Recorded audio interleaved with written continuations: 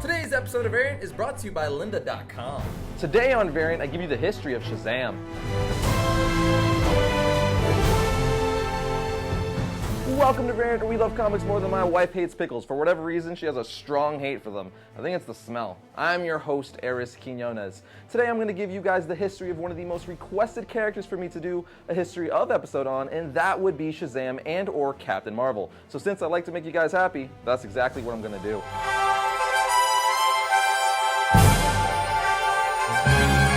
Captain Marvel first appeared in Whiz Comics issue 2 and was created by C.C. Beck and Bill Parker. Shazam was originally published by Fawcett Comics but later went to DC Comics. However, DC couldn't officially publish or market a comic book called Captain Marvel because during the years between 1953 and 1972, when Fawcett Comics stopped publishing Captain Marvel comics, Fawcett's copyright on the name had lapsed and was subsequently picked up and used by DC's biggest competitor, Marvel Comics, for their character called Captain Marvel. Because of this legal issue, DC was forced to come up with a different name for the comic book, so instead they used his trademark word Shazam for the name of his comic book. Captain Marvel himself has often been referred to as Shazam, leading to DC to rename the character Shazam during their New 52 relaunch. Speaking of DC's New 52, a lot of characters' origins have changed since its launch back in 2011, Shazam's being one of them, but a lot of people are probably still interested in his old origin, so you know what? I'm going to give you a brief rundown on both his origins, starting with his original. When young William Joseph Batson's parents were killed by their assistant Theo Adam, who was later revealed to be the ancient villain Teth Adam, better known as Billy's archenemy, the Black Adam. He was separated from his sister Mary and sent to live with their uncle. Unfortunately,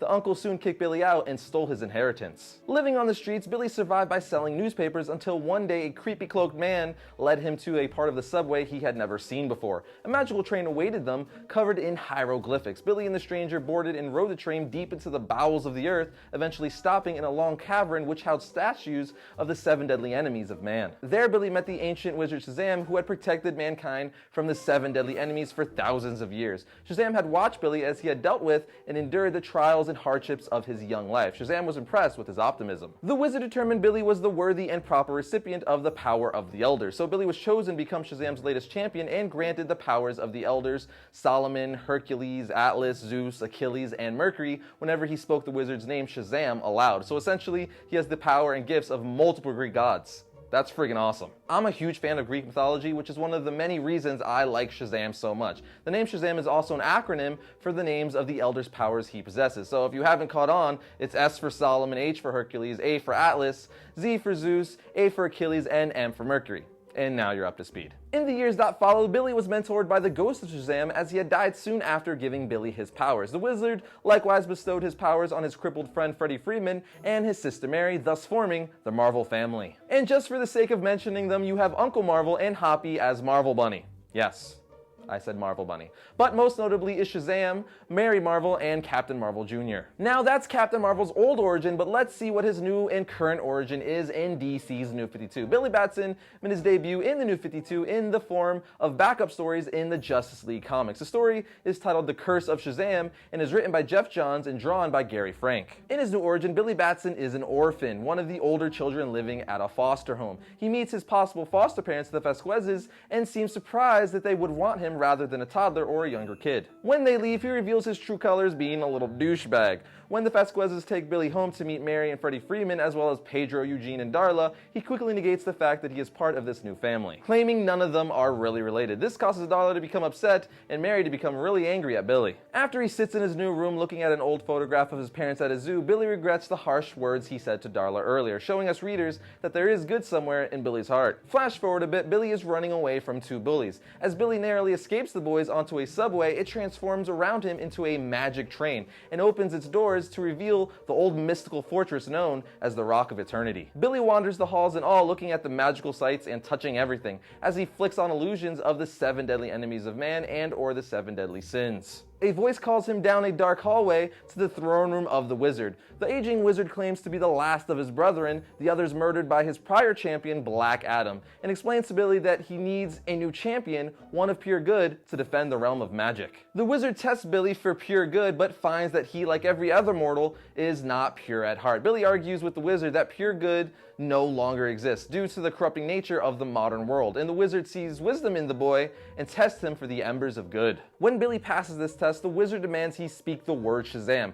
but he must do so with purpose and belief, with good intentions, and he shall transform into his greatest potential. Billy utters the word, and he magically transforms into a magical muscle-bound champion of lightning, and as he does so, the wizard dissolves, telling him he is all that remains between the world and magical threats. And just like that, boom, Shazam's new origin. Obviously, there's a lot more to the story, and you should read it if you haven't already, but I think it's a great revamp of his origin. I mean, I still love his original one, but this new one just fits better for modern times. Jeff Johns even included and showed us the new Marvel family, or I guess they'd be called the Shazam family, and how they were born. What most people don't know is that Captain Marvel outsold Superman comics in the 1940s. For a while, he was the most popular superhero, period. So it's funny, like I said earlier, that DC ended up buying a character that at one point in time was outselling all of their comics. Since Shazam is very similar to Superman and was actually based off of Superman's characteristics, a lot of people ask, can Shazam beat Superman? And if you want the real answer and not a debate, which is fun and I love, which is why I do versus episodes, but like I said, if you want the undisputed, absolute correct answer, well, the answer is, it depends on who the writer is, and that will always be the correct answer no matter what the matchup is. As for Shazam's powers, he has the wisdom of Solomon, strength of Hercules, stamina of Atlas, power of Zeus, courage of Achilles, and the speed of Mercury. He can control lightning and has tons of magical powers, and that's just the short list of his powers because it would take me forever to list everything he could do. As for his villains, there's most notably Black Adam, then you have the Seven Deadly Sins, or Enemies of Man, Dr. Savannah, Mr. Mime, Monster Society of Evil, and Captain Nazi. And lastly, of course, I have to tell you some good reading material, as this episode might have sparked your interest for Shazam. You have Wiz Comics Issue 2, Shazam Volume 1 from the New 52, Kingdom Come, Shazam Power of Hope, Superman Shazam First Thunder, Shazam and the Monster Society of Evil, and JSA Volume 8 Black Ring. That should be enough to get your Shazam fix. Lynda.com is an online learning company with more than 77,000 video tutorials that teach software, creative, and business skills. Memberships start at $25 per month and provide an unlimited 24/7 access to top quality video courses taught by expert instructors with real-world experience. Learn anytime, anywhere, and at your own pace, from bite-sized tutorials to comprehensive courses in web design, program design, photography, business, audio and video, 3D, and animation. And you can learn on the go with their optimized mobile site or free iPhone and iPad app for members. Try Lynda.com for free for 7 days by visiting lynda.com/variant.